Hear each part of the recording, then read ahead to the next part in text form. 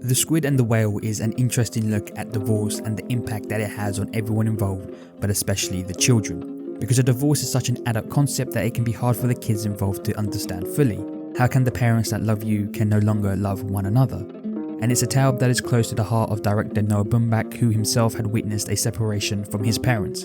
An adolescent child watching the two people that you look up to, the ones that guide your thinking and view on the world, all of a sudden breaking up, leaving you confused on why this has happened, and the harsh reality that sometimes you have to grow up faster than you would like and must deal with the emotions that come with this kind of situation.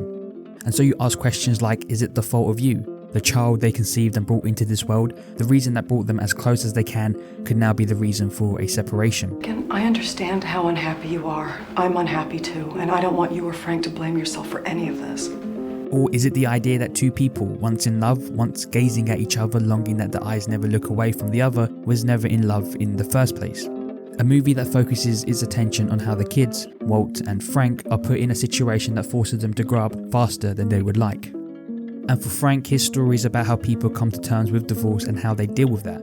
It's shown through the lens of a child who acts as if he's the one going through a separation, a child that looks like he's going through a midlife crisis. And it's comical at times, but in a really distraught way, because we look at divorce and say that the parents are separating, but it's not just them. Their children are part of that separation from one parent as they have to live with the other. I've got you Tuesday, Wednesday, and Saturday, and every other Thursday.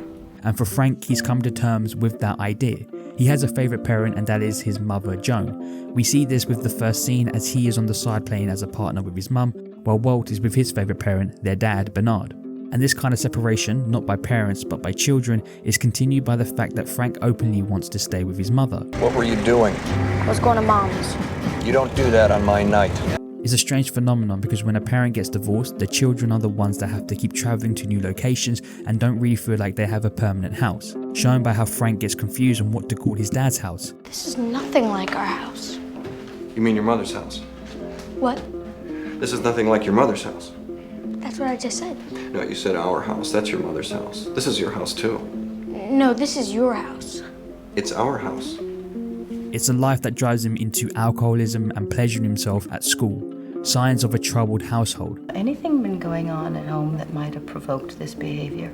Signs of a child that is confused because his life that he's known is collapsing. A child that is more mature than anyone else in his family. He knows what he wants to be. I want to be a tennis pro like Ivan. He bluntly speaks to his parents about the divorce and in the end accepts his parents' new life as he gets along with his mother's new boyfriend. But compared to Walt, who is a few years older than Frank, you get a sense that his maturity is slightly younger. And that is because of his blind loyalty to his dad and the fear he has to actually grow himself. But through the separation of his parents, Walt grows in a positive way by the end of the film. Throughout the film, Walt tries to put on an act that he is as clever and well versed with books such as Bernard, going around giving opinions about books he has never read so that he is seen as a smart person. We're reading A Tale of Two Cities in English. Is that any good? It's minor Dickens. Popular in schools, but I think David Copperfield or Great Expectations is much richer. What is it about high school that you read all the worst books by good writers? You should read it yourself and see what you think of it. I don't want to waste my time. All going around telling people that he wrote a song that was written by the band Pink Floyd because he has this innate fear to be looked down upon by the person he wants to respect from the most, and that is his father, who often looks down upon people he believes is lesser than him. But at Ivan's level, Ivan is fine, but he's not a serious guy. He's a Philistine. So he acts like his father, a father that was at one point a well-respected writer and a father that Walt adoringly looks up to and tries to be. His mother even claims Walt is becoming more like Bernard. I think Walt loves her. So they like the same women now too. A mother that always gets berated by Walt as the reason her and Bernard are getting divorced.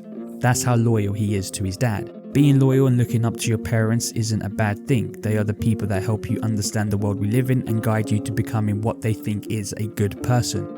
But with Walt, he still acts like a child that is always looking for his father's approval, which stops him from thinking and learning on his own. So much so that he would break up with his girlfriend because Bernard told him to play around the field, which he never could do because he was with his mother. I regret sometimes I wasn't more of a free agent when I was younger. A decision that Walt never truly wanted to make, but because he wants his father's approval so much, he does it anyways. Walt is a person that wants to believe he is forward thinking but lacks the courage to think for himself. A sign of this is when his girlfriend makes this remark.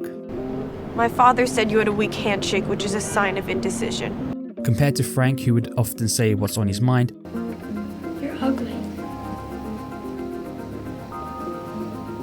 Pickle, why would you say that? Because I think it's true. I think Carl thinks you're ugly.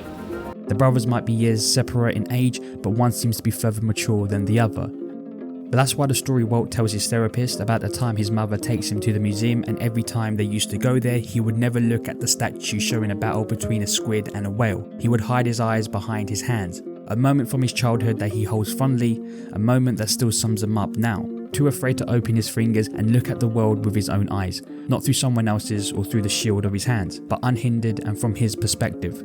It's a realization from Walt that he is still that child who is afraid to look at what is in front of him. He is at this age where he must grow up and grow up fast. And that is why at the very end he leaves his father's side. The man he looked up to for guidance and never wanted to leave now runs to where he symbolizes his childhood. Before he could not stare at it, the gigantic squid and whale, too scared. Now he grows out of his self-doubt and childish shell and becomes the adult that faces responsibilities. That one day he will be the squid and the whale. He will be both the squid trying to escape the gaping mouth of the whale and the whale trying to destroy the squirming squid. A representation of his parents' marriage. Both beasts in their own right, but were never meant to be lovers and instead were always meant for battle. And now he understands that he can no longer look away from the statue or his parents' divorce. To not be blindly led and to see for himself that it was both parents' undoing that led them to divorce. Something his parents never did. His mother freely talking about the many affairs she had. I had had an affair with a man before your father. He worked at the college bookstore. We used to make love in the stockroom. Mom, I don't want to hear about your affairs, please. His father's absence throughout their time together. Both of them are not acknowledging their mistakes in their marriage, and so it is left for the children to deal with the situation they were put in all alone. Because The Squid and the Whale is all about when life forces you to grow up too fast.